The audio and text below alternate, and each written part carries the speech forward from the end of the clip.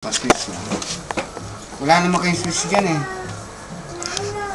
Hindi ba yung sa remote to? Gawin yan lang sa remote. Hindi ba yung push button talaga? Remote ba ito? Apo. Ito. Dotted line, no? Remote. Oh. Switch 1 to 8 pala, yun.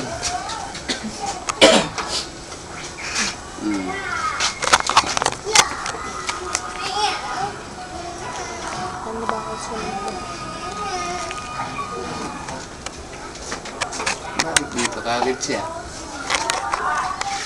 Dapat mas pa, mas gulo-gulo pa. Hindi na siya dito dapat. Yan. Stigo. Matama. Hindi siya dapat kagad diretso rito. Daan muna siya sa ano kung papunta rito.